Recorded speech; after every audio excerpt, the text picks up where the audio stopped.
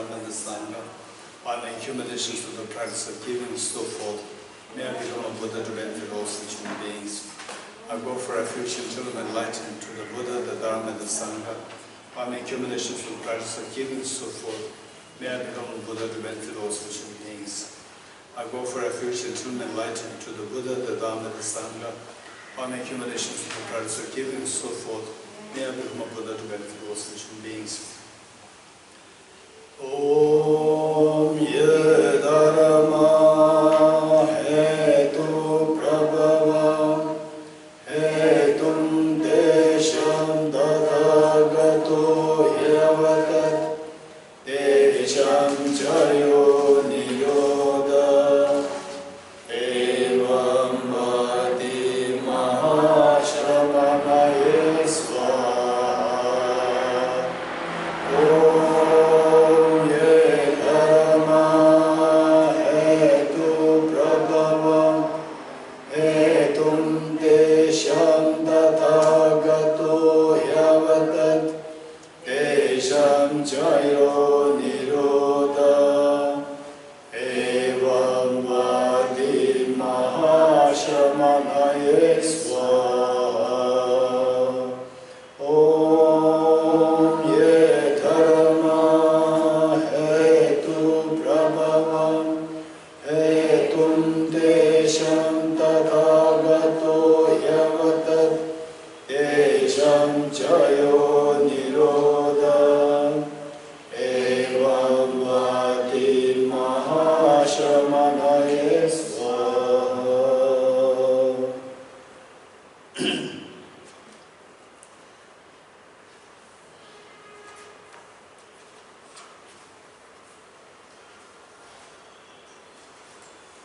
Okay, we're on page 67.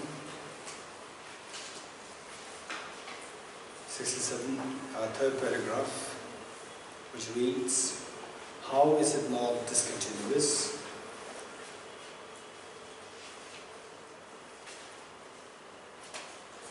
It is not discontinuous because the sprout is not born from a seed that is already seized, nor from a seed that is not yet seized. Rather, like the beam of a scale tilting up to down, a sprout is born precisely when the seed is seized. So there, the seed and sprout, these two, what we see as a substance there from the object, which travels from one time to the other. This is something which is not accepted. But then, if there's nothing really there from the object moving from one time to the next second moment, first moment to the second moment, then how would you explain the continuum? How would you explain the continuum? So there the Buddha said that it is from the object there's nothing there. From the subject, rather like the beam of a scale tilting from up to down, a sprout is born precisely when the seed has seized. It's just the convention. From the convention that the sprout with all these factors intact, the seed with all these factors intact, then the sprout is what we conventionally see as coming to being. So from the object there is no substance actually there, getting transferred from one to the other. Okay, this is quite scary experience. Particularly with the self migrating from one life to the other, it is like the reflection. Buddha indicated, okay, on the safe side, it would be good to think about emptiness. The way we did this in the mornings, I've meditated emptiness, how the self, you see the form of the 6 elements, and the flowers in the form of the atoms and so forth. Okay. Maybe during the second session we'll do it again. The next paragraph, how does it not involve transmigration? At this point, how does it not involve transmigration? No substance is there from one moment to the second moment being transferred. It doesn't involve transmigration because the sprout and the seed are different. So because these two are different, sprout and seed, these two are different. So therefore there's nothing really there which transmigrates to the next. But conventionally we can speak about the continuum. Conventionally we can speak about the continuum, but from the object, if you look for some substance from the object, which is moving from here and there, then we are adhering to the objective existence. But conventionally, yes,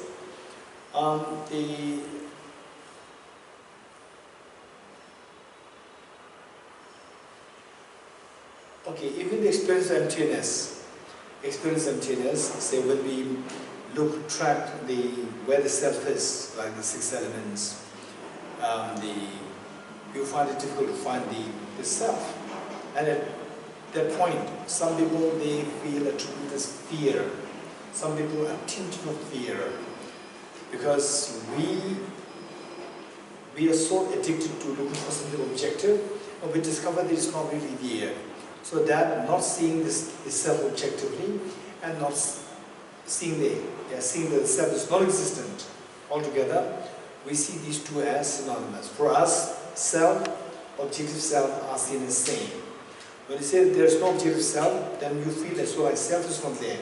So therefore you feel a little fear. Gradually what happens is that objective self is not there, but the subjective self is there. Still you can posit the subjective self. Objective nothing is there, subjectively the whole world is operating.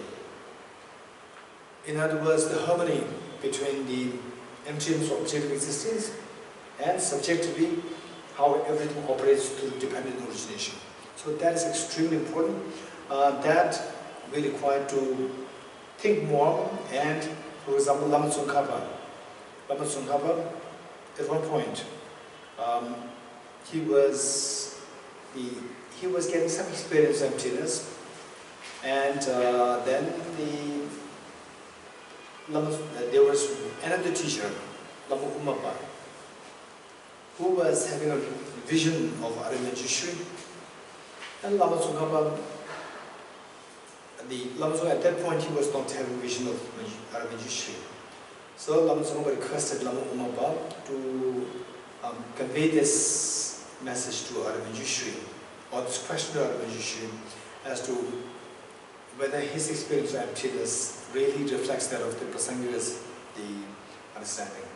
Then Arya Nagarjuna said that it is not really at the moment it is not really the Prasanga's understanding, but then with the three factors, if Lama Tsongkhapa put effort in it, then he realized the Prasanga philosophy, the emptiness very soon.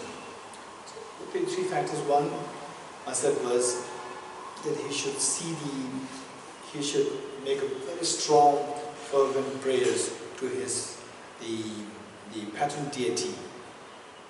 And then number two is to study the very standard Indian texts, Indian sources, the commentaries on emptiness more. Number three, that he has to involve in accumulating merit. With these three things intact, then he realized emptiness according to Sangha. So, after about 11 months of very strenuous effort in this practice, then Lama Tsongkhapa realized emptiness, and he composed the text in praise of dependent origination. So, which is included in this book, in praise of dependent origination. That was written immediately after Lama Tsongkhapa realized emptiness. Okay. So another advice given by Arya Nagarjuna. In fact, later on, then Lama Tsongkhapa used to have a division of Arya Nagarjuna so easily. So one of the advice given by Arya Nagarjuna to Lama Tsongkhapa was that although you don't see anything objectively real, but you must respect the appearance. Appearance is subjective or objective? Appearance. Subjective or objective? Subjective. Appearance meaning, okay, let's say that, okay, now I could see flowers in the air. It's subjective or objective? Mirage, subjective or objective? And the dream, subjective or objective? Subjective. So the appearance means what appears to your mind is subjective. What appears may not be true. What appears may not be true. So appearance. So now, two things. For us who believe in objective existence, we say that don't trust your appearance, right? The person may appear to be not nice, but the person is very nice. The person appear to be so nice, may not be nice. Don't trust appearance. This is one. Now when you realize emptiness, or when you come closer to realize emptiness, then you see that appearance, things appear so objectively real, then you somehow through reason you know that they are not really there. From the object side, they are not there. And again the same thing. On the one hand, emptiness is very difficult. On the other hand, it's not really difficult, right? And of course, it depends on how strong, what is the degree of addiction that we have towards the objective existence, viewing this objective real. So the more we think, it's about thinking. His Holiness, we are so lucky to have His Holiness. His Holiness always advises us to think more. This is so precious. Think more, just think more about impermanence. Think more about impermanence. Automatically, then you know, reasoning, with proper reasoning. Think with a proper reasoning. Okay, the change that we see over 1 year. For example, say the change that did, for example, say our hands. Maybe like when we were 10 years old, 6 years old, 7 years old, our hands must be very tender, right? Very tender, complexion, everything is so tender, nice. And then after like 20, 30, 40 years, and the complexion disappears, all even the veins, they become so visible out, and the marks, they come on the skin. So these changes are happening over like several years, the change happens. So these changes coming to us visible after like 20, 30, 40 years is because of a change that is happening over like, say, a yearly. Change that you see in the yearly. So this is how we have to, don't jump directly into the atomic movement. It's very unrealistic. We will not be able to really get there. Intellectually you know, but then experience will never come to us. Because we have to take it down very slowly. The change that you see, the obvious change that you see in 1 year, okay, Bangalore, it wasn't like this 10 years ago, now it's very different, traffic and so forth. So this change was because of the change that happened in the yearly, monthly, weekly, daily, hourly, minute by minute, second by second, millisecond. So on the minute level, you don't see the wall clock. The minute hand you don't see it moving. Hour hand you don't see it moving. You see it moving only after like say you move, stay away for like 10 minutes, come back, then you see the minute hand is moved. But the second hand you move it, just sit there and you see it moving. So this is exactly how all the changes are happening. Like what, and then you see what is the change that you see on the second level is happening on the millisecond level. What is the millisecond level? Even the millisecond level is so fast. So, as the change that you see, for that, again, you know, intellectually you know that it moves so fast.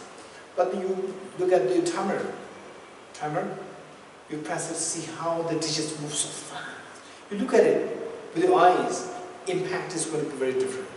And on that basis, you try to see that even my body is also moving that pace. The wall is moving that pace. Everything is moving that pace.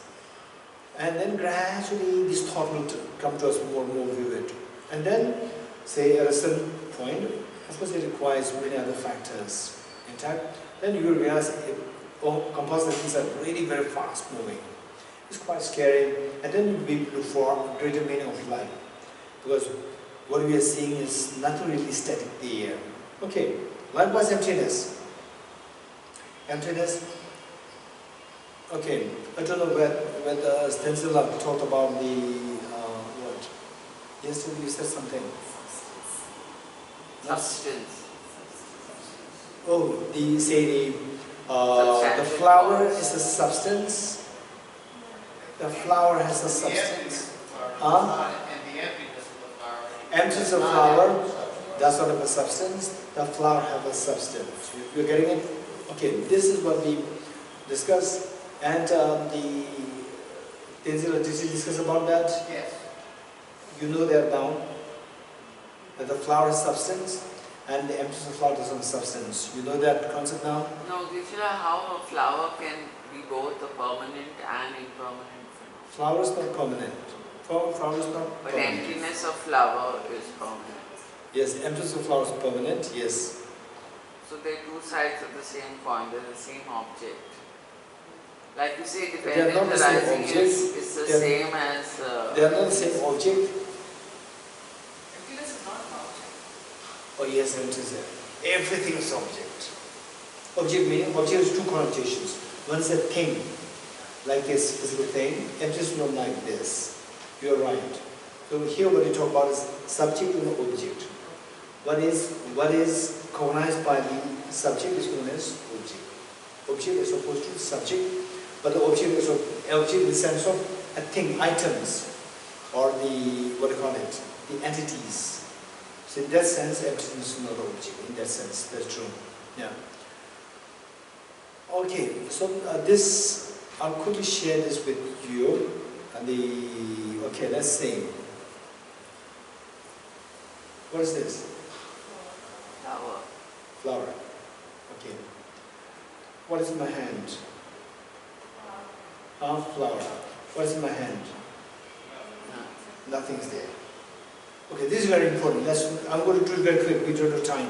Right? There's a flower there in my hand. Now there's nothing there in my hand. Okay, is there flower now? Is there absence of flower? Something is there. Absence of flower is there. Yes, the absence of flower is there. Right? Something is there. It's not that nothing is there. Something is there. This is opposite, right? Something is there, nothing is there. This is opposite. This is not. Yes, Jack? I agree that there's an absence of flower in your hand now, but there's an absence of elephant in your hand now. Exactly. It's not that nothing is there. There's so many things there. Absence of elephant there, absence of flower there, absence of house there, absence of Mumbai there, and absence of USA there. Everything is there. So many things are there in my hand, right? So why do you say nothing is there? You said nothing is there. Okay. So this is where what Smita just said, that emptiness is not object in that sense. That nothing is there, meaning that something which is tangible, something which is with the substance is not there. This flower has a substance, meaning it is made of atoms. Whereas the absence of flower in my left hand, it is not made of atoms. It's not made of the substance there. There's no substance there to say that absence of flower. But this is a fact. Absence of flower is a fact which we know, but it does not have a substance. Because it does not have a substance, so therefore there's no substance there to undergo change. Because it does not undergo change, it is not impermanent. But it exists, it is not impermanent, it should be permanent. So absence of flower is permanent in that sense. The moment I put the flower there, absence of flower is not there. Flower is there. Although the absence of flower did not last so long, still the absence of flower in my hand is permanent. Permanent does not mean something lasting long. Permanent has many connotations. You're getting it? So permanent is the absence of change. Okay. Now what is important is that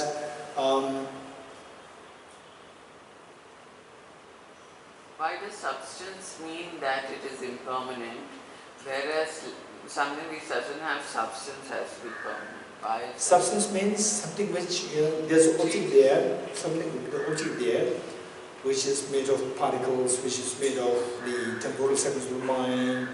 So that undergoes change. This is what the Buddha said is, all composite things impermanent. That's undergo change. Where there's no substance there, then there's no basis there to undergo change. So the all concepts of absence of objective existence, emptiness of objective existence, absence of flower, absence of obstruction. They are all in the sense of absence. All the concepts of the absence are the lack of substance. Without substance, they are permanent in that context. Okay. Now, let's say that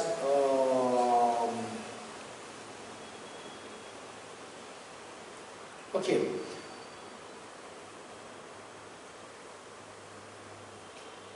One concept which is so important for us, is to know the entities and isolates. This is so important concept, entities and isolates. This word isolate comes from the word isolation. Isolation. Okay, so when you speak about the entities and isolates, for that first we need to know is the object and the subject. Object and the subject. When you go towards the object, you are looking for the entities. Okay, don't create your own understanding for the time being. For the time being, just understand what I'm saying. And later on, you can then bring up your thoughts. Okay, first, entities and isolates. I'm giving you from the scratch. What is entities? Entities means, so when your mind, say for the flower, let's say for the flower, you're looking for the flower, by going towards the object. By going towards the object, you're looking for the entities. By going towards the subject, you're looking for the isolates.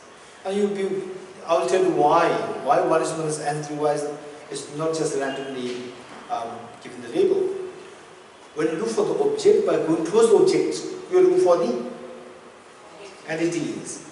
You're looking for the object by going towards the subject, you're looking for the isolates. Okay, don't worry too much. Why going to the subject is isolates? Don't worry, I'll explain this later. If I forget, you have to remind me.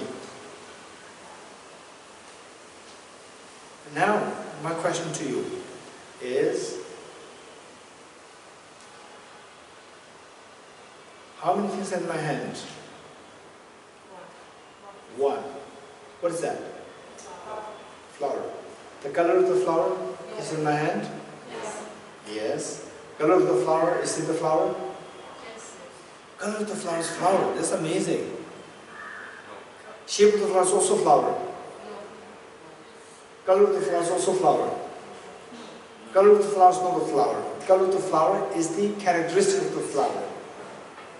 Right? Okay, so the color of the flower both are in my hands. Both in my hand, left hand. This is not one. Not one means two or more. Right? And you, two or more. Now tell me, how many things are there in my hand? One. Huh? One. What is that? Flower. Color of the flower? No, is it in my hand or outside my hand? No, I didn't ask whether it's on the flower. I asked whether it's in my hand or outside my hand. It's in my hand. So there are two things. Minimum there are two things. Flowers in my hand. Color of the flowers also in my hand. Right? So how many things are in my hand right now? There's one entity in your hand. Okay. The Shantideva is expert on this. Right? Okay. So how to resolve this? If you say there are two things, there's a problem. Because you go to the shop and you give them the 100 rupee note and say that there are two notes. If you say one, there's a problem. That the color of the flower is also there, shape of the flower is also there, right? And these two are not one. Not one means two or more. If you say one, there's a problem. If you say two, there is a problem.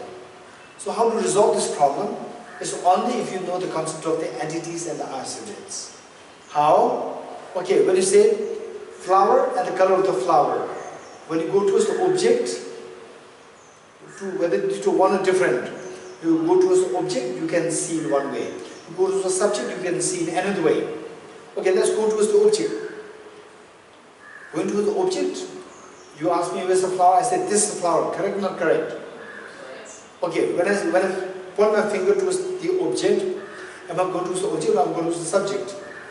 Going towards the object, which means I'm looking for entities. Okay, now you ask me where's the flower, I said this is the flower, correct or not correct? Then you ask me where's the color of the flower, I said this is the color of the flower, correct or not correct? So I point to the same object for the reference of the two different labels. I pointed to the same object for the reference of the two different labels. That is the meaning of two things to be entity-wise one. The flower and the color of the flower, these two are the entity-wise one, because I pointed to the, and when I go to the object, I pointed to the same object for the reference of the two different labels. So these two reference of the two different labels, they are the same entity, because when I go to point to the object, I can point to the same object for the reference of the two different labels. That's the meaning of entity was one. Okay, now you ask me where's the flower? I see here, correct, not correct? Then you ask me where is the wall? I said it's there, correct, not correct? Okay, did I point to the same object or two different objects? I have to point to two different objects. So therefore, I have to point to two different objects for the reference of two different labels. These two references are entity-wise different. You getting it?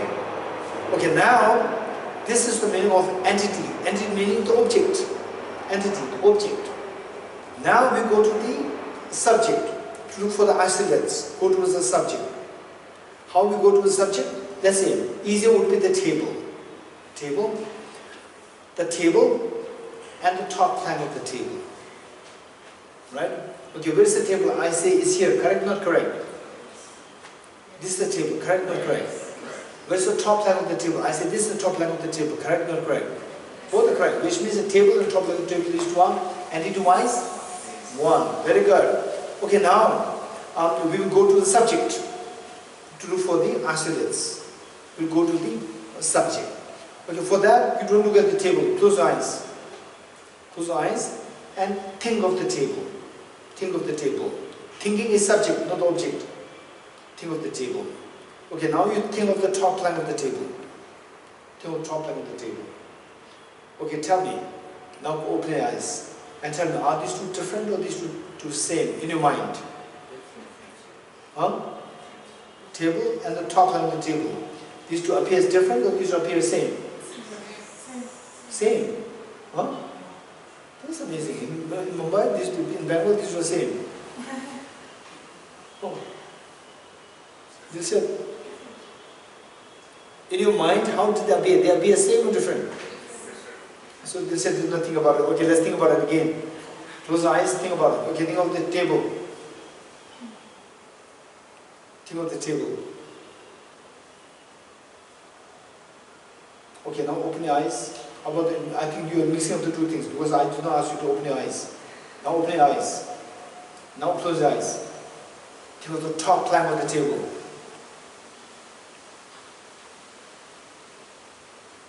Okay, open your eyes. Don't sleep. Tell me, is there any difference? It's a difference. Huh? Different. These were different. Yes. How? First you told I just The table? only table. Second time I was thinking about only the top of the table. So No, what's the difference? second time only I am thinking about the top of the table. Okay, okay. So the table, top plank plus the legs. Top plank without the legs. This is what you're saying. Okay, in your mind, in your subject, you see these two are two different things. Meaning that these two don't appear same. These two appear different. One flat with the legs. So there's a difference. In your subject mind, these two appears different. So these two are different. What makes it different? These two are isolated by the mind. Isolates. These two, top plank of the table and the table, these two are isolated. Not by the object. Object, there's no difference. Your mind, the subject, separates the two. Isolates the subject, your mind isolates the table and the top of the table. So therefore it is known as isolated wise, these two are different. This is meaning, isolates. Your mind isolated these two. Okay. Now tell me. The flower and the color of the flower, are these two one or different? Entity-wise, one. Isolated-wise, different. Okay. So now that you already understood entities, entity-wise one, absolute-wise one different, entity-wise one different. One, okay, you want to do a little bit of meditation? Okay, sit upright.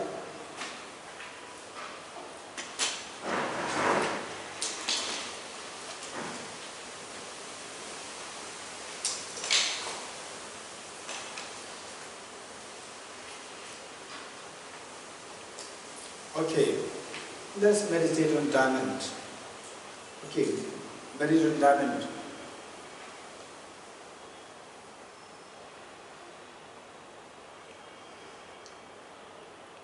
Now switch to meditation, switch to palam. Meditate on palam.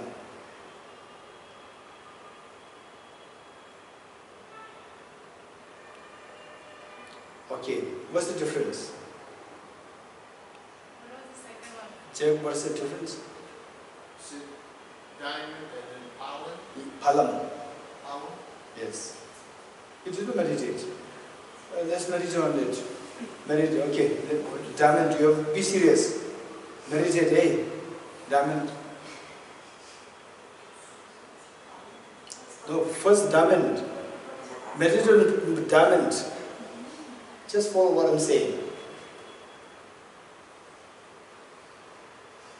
Okay, now meditate on palam. No, meditate. I did not ask you to ask me. Meditate on palam. Where's the matter? Huh? Huh? It's a Tibetan word for diamond. No, I asked you to meditate on palam. No, what came to your mind? Huh? Say it again?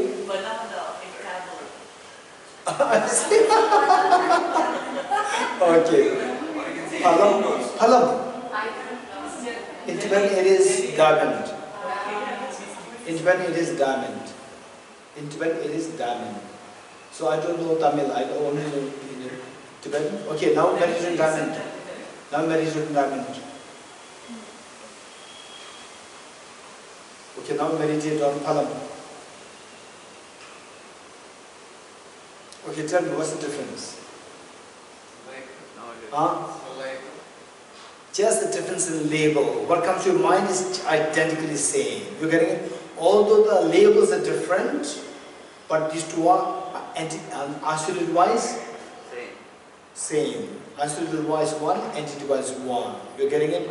Okay, this is very important. Once you know this, my question to you is, okay, once you know this, one thing that we need to keep in mind, one very simple exercise, one simple formula is that anything which is a whole and parts, flower is the whole and the characteristics of the flower, they are the parts. The relationship in the whole and the parts is always entity-wise one and isolated-wise different. The relationship between relationship between the whole, W-H-O-L-E, whole and the parts, P-R-T-S, parts, the relationship is always entity-wise one and isolated-wise different. The relationship between the whole and the parts is always entity-wise one and isolated-wise different. So this you can be guaranteed. You don't have to think. If anybody asks you what's the relationship between the world and Bangalore, you can say entity was one and also was different. Because these two are whole and parts. Also whole and parts, the relationship always entity was one and different. Now tell me, the flower and the color of the flower. Yes. You gave us a definition for entities. Yes. No, I give the definition for the entity was one or different. Then you started that thought to give us a definition of isolates, but I No. okay. Okay. What I was sharing with you is what does it mean by whether or not the flower and the color of flower, these two are one or different. This is how we began. So we say that to say one and different, the problem will be resolved only if you know one and different entity-wise, one and different isolate-wise. If you don't know this, then you can never resolve this problem. Whether the color of the flower and the flower these two are one and different. If you say these two are one, there's a problem. If you say these two are different, there's a problem. Okay, so what is said is there's something to look for oneness or differentness, you go to this object, you look for the Entity. Entity-wise, one and different. Looking for one and different, but go to the subject, you look for the isolate-wise, one and different. And you may be wondering, what does it mean by entities? What does it mean by isolates? This could be another question. So for that matter, entities is an impermanent phenomenon, and isolate is a permanent phenomenon. Entities and isolates in themselves. What is meant by entities? Okay, don't mix up two things. Entities versus entity-wise, one and different. These two, don't mix up two things. Entities versus entity-wise, one and different. These two concepts, these are not 100% same. Entity is just impermanent phenomena. Entity was one and different is one and different going towards the object. Okay, now tell me, the relationship in the flower and the color of the flower, these two entities was one and different. Huh?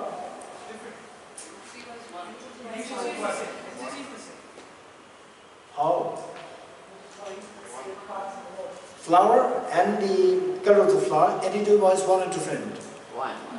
Huh? Okay. The Shantideva is very confident. She knows my tricks. Okay.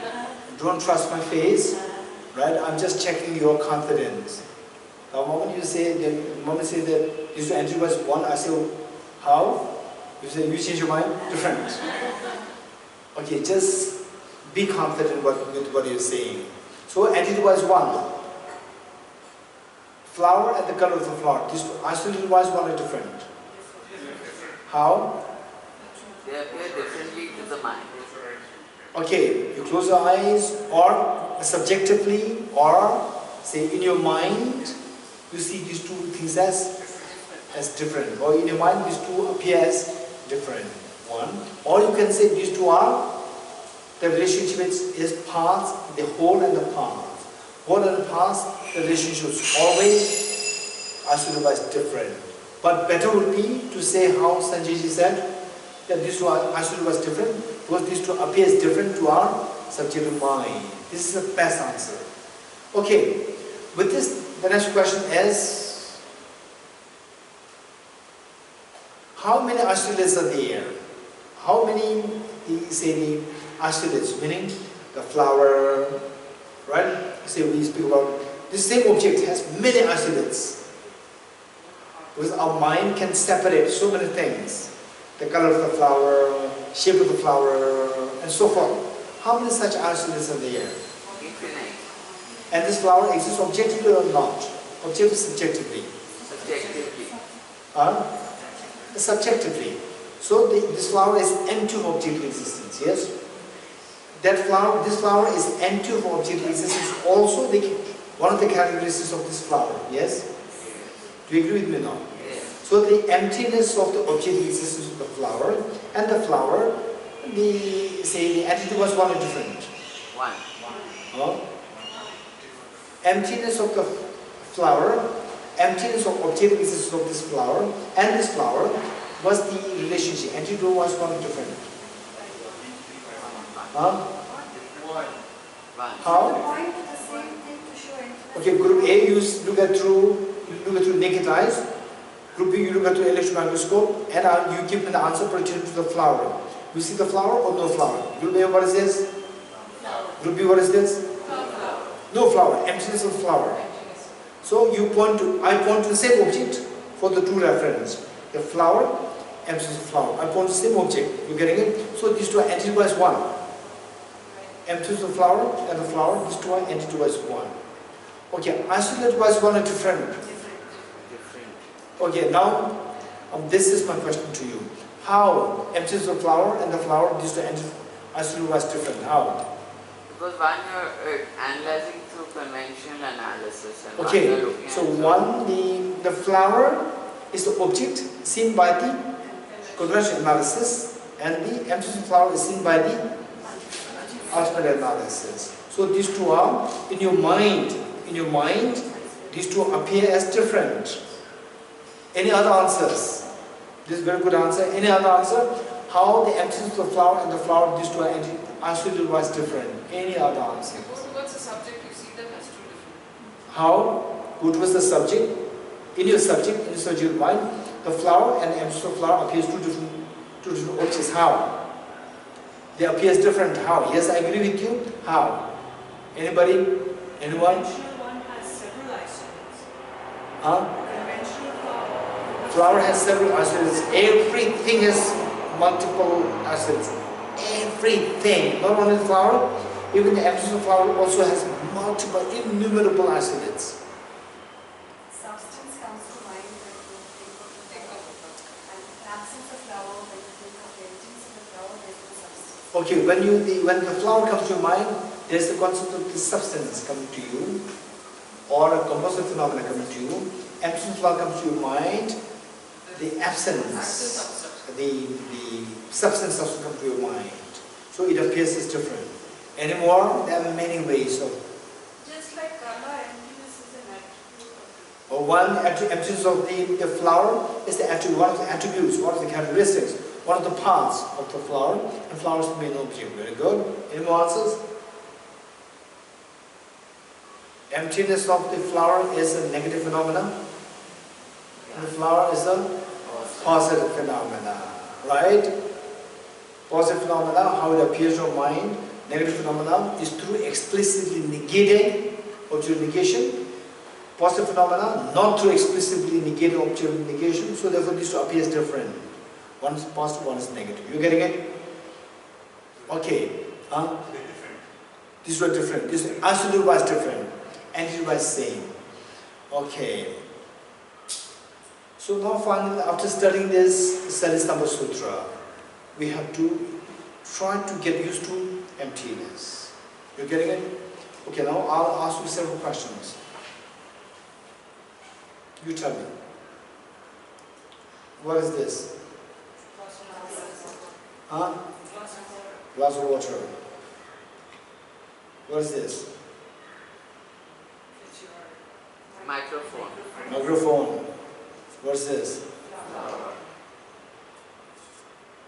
What is this? What is this? What is this? How many questions did I ask you? 1, 2, 3, 4, 5, 6. All the answers that you gave is a positive phenomenon. Right? What is this? Absence of tiger. True or not? You did not give the negative phenomena. You only give the positive phenomena. Emptiness is positive and negative. Negative. Non-affirming negative. With this flower, there's also the emptiness. But our mind is so edgy to look at the positive phenomena.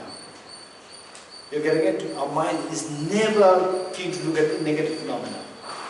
We are never keen to look at the emptiness of the flower. We are never keen at how many times we have looked at the face of your mother. Right? At the face of your mother, at the face of your child, at the face of your husband, wife, brother, sisters. We have never looked at from the negative phenomena. We have always looked at the positive phenomena. You're getting it? While the moment you see the face of mother, this emptiness of mother is also there with the same object. But you only picked up your mind picked up only the positive phenomena. Our mind never picks up the negative phenomena. So therefore, we are always trapped in samsara. So we have to learn how to pick up the negative phenomena, particularly non-affirming negative.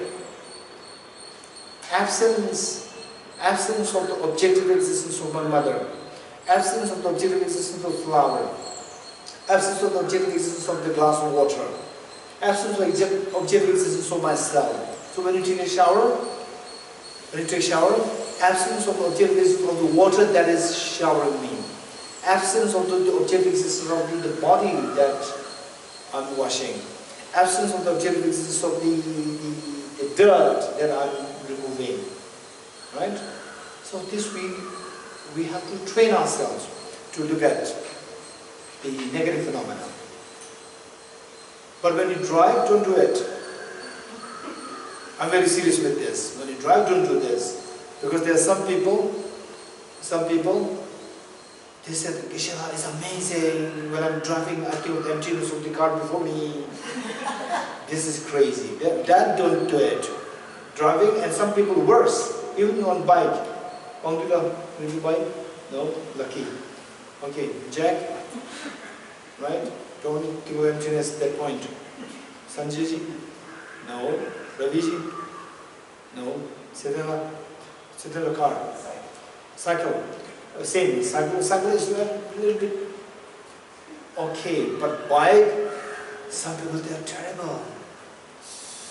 They are bike, and then what? They are on the mobile. Not on the mobile, they are texting the mobile. Text on the bike, and they are in the middle of the crossroads. Crazy. It's a suicidal. It's a suicidal. There's nothing great there. It's just purely suicidal. Right? So when driving, like on bike, cycling, don't think about emptiness, to be very honest. Otherwise, when you're a passenger in the car, or when you're in the metro, train, the aeroplane, okay, fine. You know, not only fine, you think about emptiness, try to see, whenever you see things, of course we are so addicted, we are so expert in looking at things positively, from positive side, but we are never used to looking at things, they pick up the negative phenomena. So we have to learn how to pick up the negative phenomena. Absence of objective essence of flower. Okay, see how. So on the one hand, absence of the objective essence of the phenomena seems to be a little complicated. Okay, we can start from something very simple. Look at this flower, you see it's a flower. And can you imagine that this is made of petals? Can you imagine this made of petals? This is so obvious. It's made of petals. Individual petals, you look at these individual petals, where's the flower? It's not there. It's not there. And then if you can go deeper, then you can go into the cells, individual cells. When it comes to the cell, how the cells appear and how the flower appears is very different. How the flower appears and how the petal appears, there's a similarity. There's a semblance. You agree with me? But how the cells of the flower appear and how the flower appears, these two are very different. Very different. And the cells, within the cells, chromosomes inside the nucleus, how the chromosomes appear and the flower appears is contrast. The flower appears very appealing. The chromosome appears extremely repulsive. Okay, for that, you need to watch the NASA company's The Power of 10. NASA company's Power of 10. This will show you.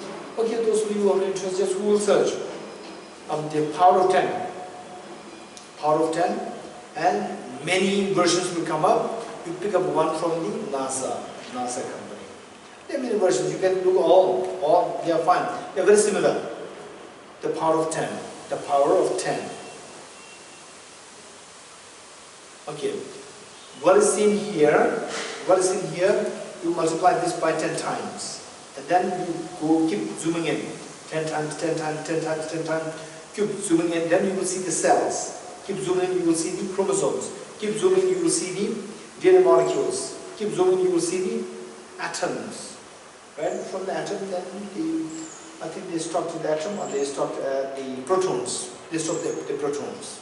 Okay, so this is how, and then you will see, particularly you can stop at the chromosome. You can go beyond, it's fine. The chromosome, you keep a special note of how it looks like, and then how the flower looks like. There's a contrast there.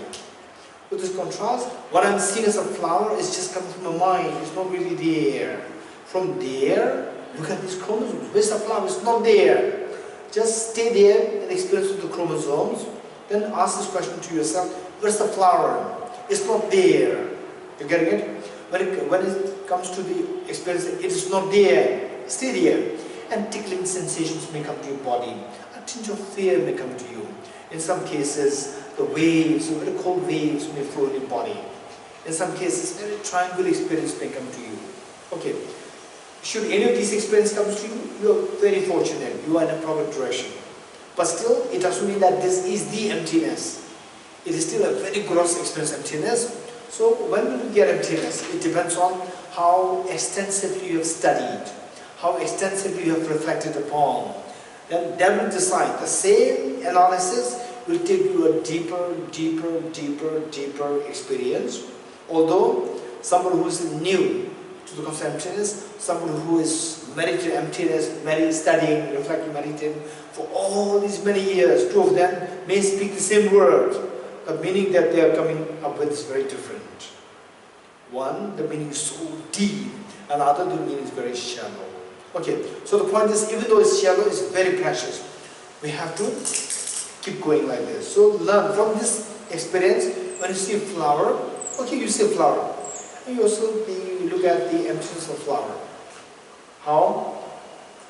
You go into the atomic level, you go into the chromosome level, the flower disappears. Just look at there.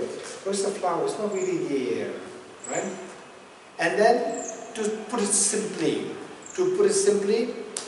this would be wonderful. You look at through the NASA companies, that one. Seeing is believing is very powerful. It leaves a special impact in your mind. One. Number two, that even this flower, to make it very simple, is made of billions of atoms. It's just atoms. Just imagine it's just atoms. Where's the flower? None of the atoms are flower. Where's the flower? It's not really there. Try to grab that experience. The flower's not really there. The flower's not really there. And the person that I'm looking at, even that person's not really there. The face of the person's not really there. Even this house is not really there. Even this beautiful sun rays is all not really there. You try to look at pick up the negative, non-affirming negative phenomena. Right? Okay.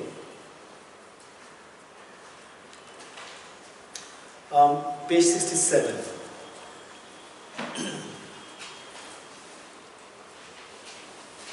We're on fourth paragraph. How does it not involve transmigration? So of the 5 points, that it is not permanent, that it is not discontinuous, then what? That it does not involve not transmigration. Okay, no transmigration. Then what next? Then from a small seed, large results, large effects can arise, and then finally the results will have the similar time as that of the cause. Okay, these are the 5 points. How does it not involve transmigration? It does not involve transmigration because the sprout and the seed are different. That which is the sprout is not the seed. Okay, so what we are talking about here, emptiness. The more we do a little bit of this emptiness exercise, meditation, then the solidification dissolves. Solidification. There's something so solid there. Of course, there's something there. Substance is there. Okay, for your mind, after dissolving the water, still there's a substance there. It's fine. So there's substance there. Then you try to articulate. What do you mean by substance? What is that? Do you mean the molecules? Do you mean the atoms? If it's the molecules, again bring the molecule to the ultimate analysis. Pick up the molecule and subject to the ultimate analysis. Again, the molecule is made of atoms. And amidst the atoms, the molecule dissolves. What do you mean by substance? Again, still there's a substance there. This is what is bound to happen to us. There's something there. This is what is bound to happen. And don't worry about it. Try to articulate this concept. What is that thing? What is that substance that I'm looking for as a substance? What is that thing? Try to pick that up. You pick up anything and subject to the ultimate analysis, it will disappear. And gradually, what is it? Scratch is happening. Scratch is happening on solidification. Your mind solidifying things. This scratch is happening. Gradually, it will become like everything dissolves. this mental world. Then you find it so convenient to say that there's no transmigration. But then this rebirth, yes, this rebirth is happening not on the object, it's from the subject. Subjectively everything is there. Subjectively everything is there. Transmigration is there. Subjectively it is there. But how we see transmigration now and how somebody sees transmigration when after dissolving the object of existence is very different. Transmigration is there, not denying. But how we see the transmigration as a substance there, for essence independent of a mind there, that is not there. Okay. Next, how does it entail the formation of a large result from a small cause? A large fruit forms from planting a small seed. Therefore, it entails the formation of a large result from a small cause. A tiny apple seed gives rise to a huge tree with thousands of apples. A tiny seed gives rise to that amount of the results. Lastly, fruit forms precisely according to the type of seed planted. You plant an apple seed, only apples grow, not mangoes. So, lastly, fruits are formed precisely according to the type of seed planted. You plant apple fruit, a seed of apple fruit will grow. You plant mango seed, only mango fruit will grow. Therefore, it involves a continuity of similar type. The cause and the effect, there's the similar type continuum.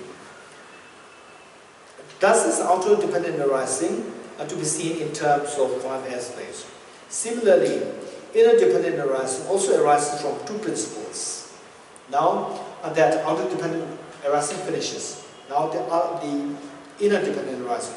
What does it mean by inner dependent arising? What does it mean? How the beings, they revolve around samsara by 12 links of dependent origination, and how the beings can come out of samsara by reversing the 12 links of dependent origination. What then is, okay, similarly inner dependent arising also arises from 2 principles, causal and condition. From what 2 principles? From a causal relation and a conditional relation. What then is the causal relation in the inner dependent arising? Okay, and so it starts, the change here to it states. It states meaning Arya Maitreya is quoting the Buddha. It states. Arya Maitreya is quoting the Buddha Shakyamuni. So it states meaning in the Buddha's, when the Buddha was teaching, the Buddha states, ignorance causing formation and so on, until finally birth causes aging and death. Where the Buddha said that if this is produced, if this exists, that exists. If this is produced, that is produced. From ignorance, formation arises. From the formation, consciousness arises. From consciousness, name form arises. From the name form, 6 senses arises. From 6 senses, contact arises. From the contact, feeling arises. From the feeling, attachment or craving arises. From the attachment craving, grasping arises. From the grasping, becoming arises. From the becoming, birth arises. From the birth, aging and death arise. Okay, and then after this is not the end. Then ignorance, when the ignorance ceases, the formation ceases. The formation ceases, consciousness ceases. This is how both sides are taught. The first one is how sentient beings revolve around samsara, and the second set the Buddha was teaching how the sentient beings can come out of samsara. Okay. It states, ignorance causing formation and so on, until finally birth causes aging and death. If ignorance does not arise, then formation does not manifest and so on, until finally, if birth does not arise, then aging and death do not manifest. So this is the pertaining to nirvana. The first one is pertaining to samsara. Likewise, from the existence of ignorance, formation occur and so on, until finally, from the existence of birth comes aging and death. Ignorance does not think. I produce formations. No two formations think. We are produced by ignorance, and so on. Finally, birth does not think. I produce aging and death. No two aging and death think. I'm produced by birth. Okay. The more we read these sutras, they will help us to dissolidify things. Page 68, the second paragraph. No two aging and death think. I'm produced by birth. Nevertheless, formation takes form and arise through the existence of ignorance and so on, until finally aging and death take form and arise through the existence of birth. It's sheer through dependent arising. Depends on various factors, then the results automatically originate. There's nothing that somebody is creating, somebody is dictating. No. It's simply when the causal conditions gather, and the results automatically come into being. This is it. For example, it says that, for example, let's say, some places where in a family, let's say, somebody, very fortunate child is born. Very fortunate child is born, and for no reason, the family otherwise, even the house seems to be so, inhospitable, not wanting to be staying there, is so desolate. And then a very fortunate child is born, then everything seems to be glowing, even though no facilities there. It's a very simple heart, simple place. Anybody comes in, that person just feels like staying there. In fact, this is what I noticed in one.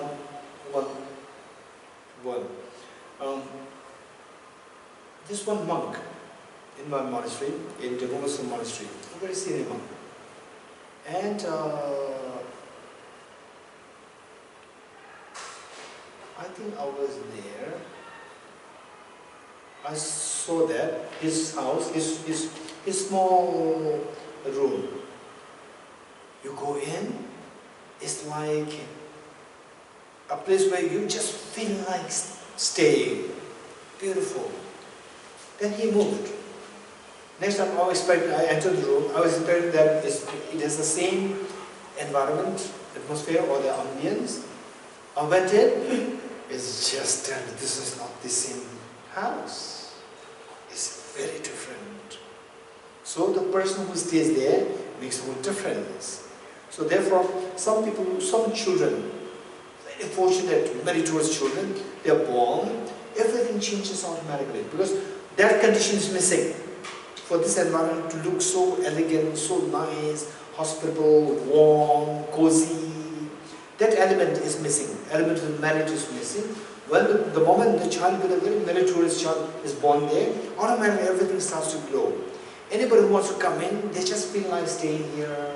This happens. So this is sheer dependent origination. It is not that somebody dictated.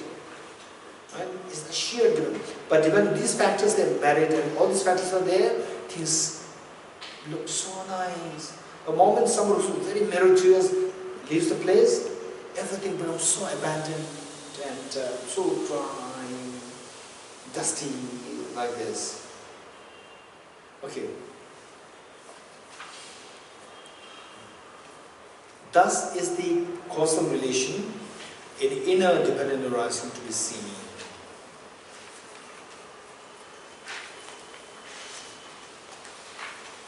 Okay, we'll read this paragraph from the story.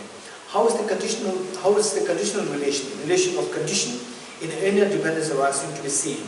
As to the coming together of the 6 elements, as to the coming together of which 6 elements, namely, the conditional relation of inner dependent arising is to be seen as due to the coming together of the element of earth, water, fire, air, space, and consciousness. So for the outer, season was added, and here replace season with consciousness. Here, what is the earth element in inner dependent arising? That which assembles to form the solidity of the body. Our body is solid. Our body is solid because of the earth element. Or the body is called the earth element. That which provides cohesion in the body. For example, say the clay, the sand, dust. You add water to it, and which otherwise like a powder form, You add water to it, and then the cohesion happens. This cohesion is because of the water. That which digests whatever the body eats, drinks, chews, and tastes is called the fire element. When the fire element, the body heat is missing, but in the Western medicine, the fire element or the body heat, is that emphasized so much? Not so much. Okay. But this is something which is emphasized so much in the Ayurveda and Tibetan medicine. This is amazing. And there's one patient, extremely smart meaning very bright, and was a patient for a long time.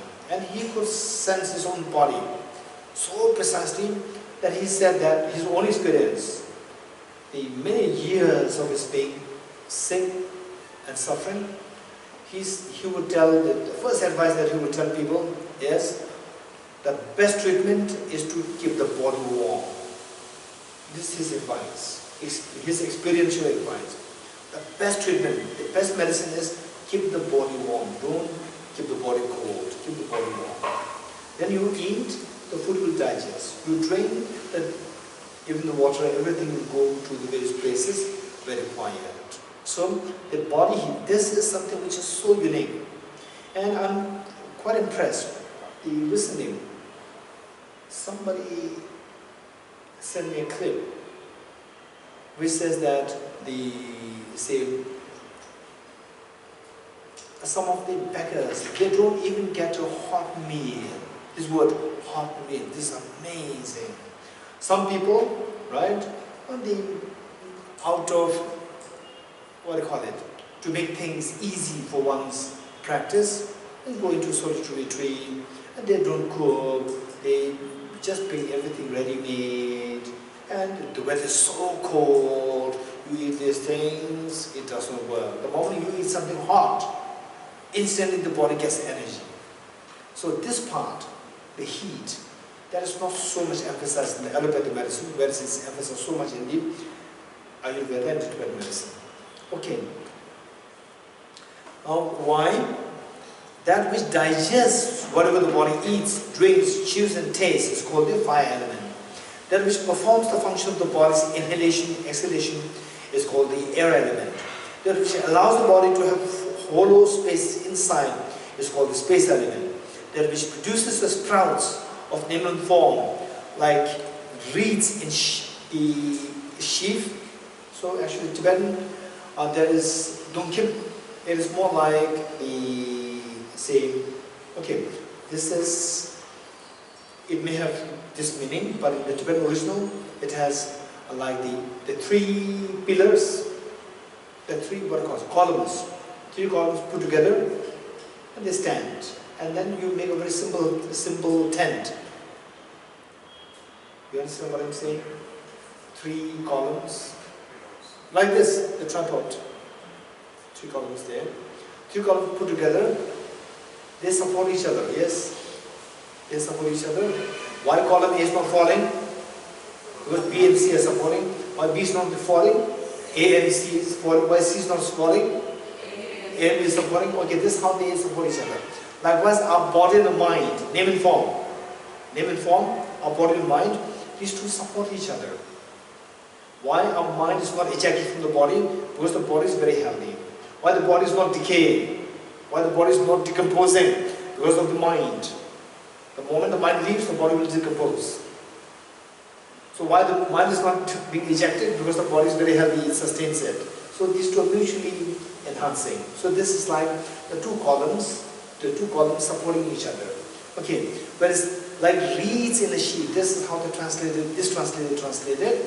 In the Tibetan, it is more like the two columns. Okay, but Dongkhim may have this connotation also, I don't know. You know, I should not discard this translation altogether. Keep it as it is. Like reeds in the sheep. Reeds in the sheep meaning say the long grass, put them together, bound them together, they're together. They're together. So when you pull one, everything will come together. So the name and form, the body and the mind, these two together. These two together.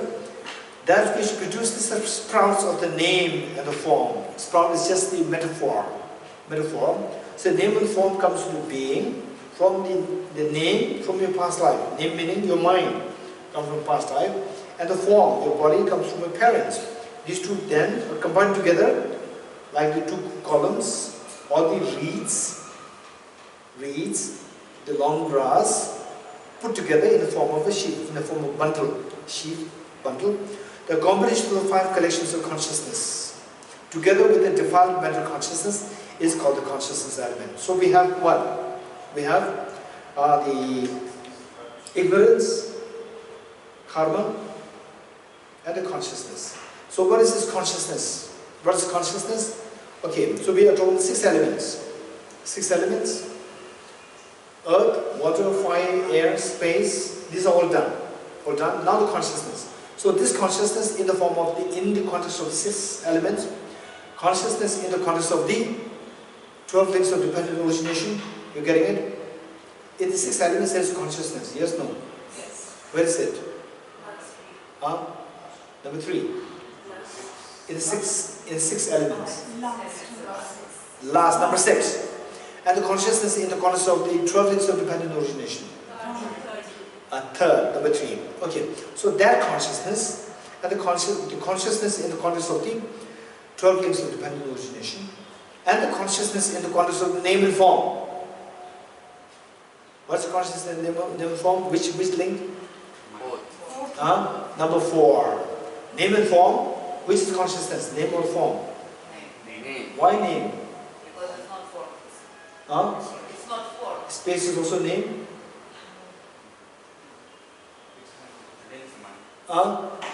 Why the mind is known as form, the name?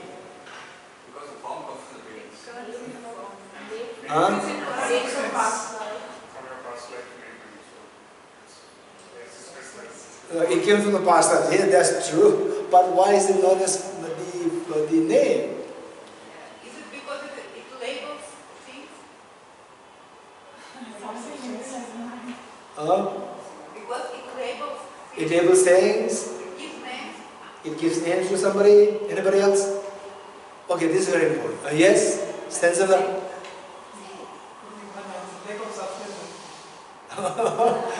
of substance. Why lack of substance then? No, the name, the consciousness has substance. Consciousness has the temporal segments. Consciousness is composed of the temporal segments. Why the consciousness is known as name? Actually, It carries the past life imprints. It carries the past life imprints. So what? So if it carries a past life imprint, then why should we call them the potters in the potters in the train station? Are they known as names? Because they carry the baggage for us. The lower Buddhist schools consider self as the name. So your identity is your mind. People generally. Okay, so this is very important. I will explain this to you. Why the mind is known as while consciousness is given the label as the name. Actually, it can be called as a name or can be called as a label. Better would be label in English. In Tibetan, it is Ming Su, Ming. Ming, it is literally translated as name. Actually, it's not really good translation. Better would be label, form and label. Form and label. Okay, for example, we don't say that what's the name of this. We don't say. What's the name of this object? No, what do you call this? We don't say what's the name of this, right? Okay, so what do you call this? What is this labeled? What is this labeled as? What is this labeled as what? Labeled as flower. We don't say this is the name of this is a flower. No, we don't say this is not English. Okay, so the point is that better would be the label and form. Why? Physical form with the 5 senses which we can identify the physical forms. With the 5 senses. Labels are given by the senses or the mental consciousness. Labels are given by the mental consciousness. Right? So the mind is to be perceived only by the mental consciousness, which is the one which gives the labels. You're getting it? Not that the consciousness gives the labels. Consciousness is perceived by the mind, perceived by the mental consciousness, which gives labels. So therefore, consciousness has to be understood. We can understand. If somebody asks me, where's the flower? It's here. I can show this to you, directly to your senses. But if you ask me, where's the mind? If you ask me, where's the mind? I have to only use labels. I can use labels to introduce what the mind is. I cannot show you the mind. You're getting it? So the mind is to be understood only through labels, not through senses, not through 5 physical senses. It's understood only through the labels. So therefore it is known as labels. Okay, so better would be form and labels rather than, no, labels and form rather than name and form. Okay, good. We'll stop here. Okay, we'll continue the reading this. We are about to finish this paragraph. Like reeds in a sheaf, the combination of the 5 collections of the consciousness. What are the 5 collections of consciousness?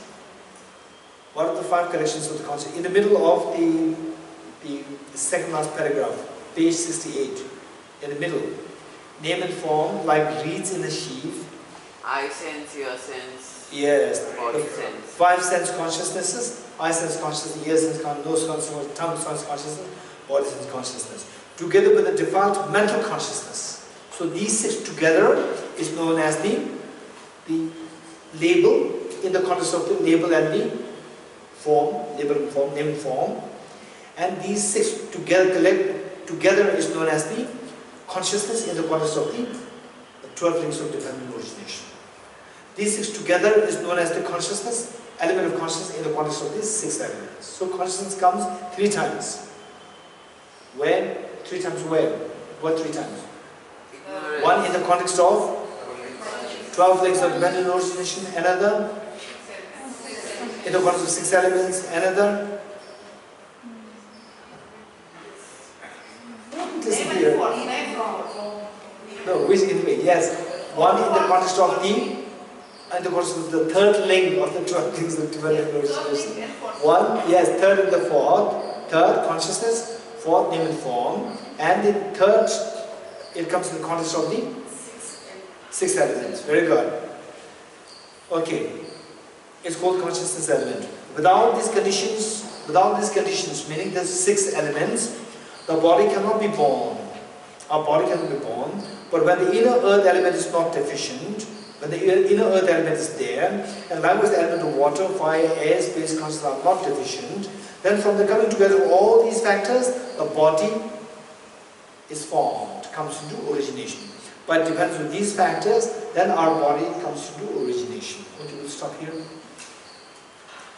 Yatha Om Gati Gati Paragati Parasangati Bodhi Swatyata Om Gati Gati Paragati Parasangati Bodhi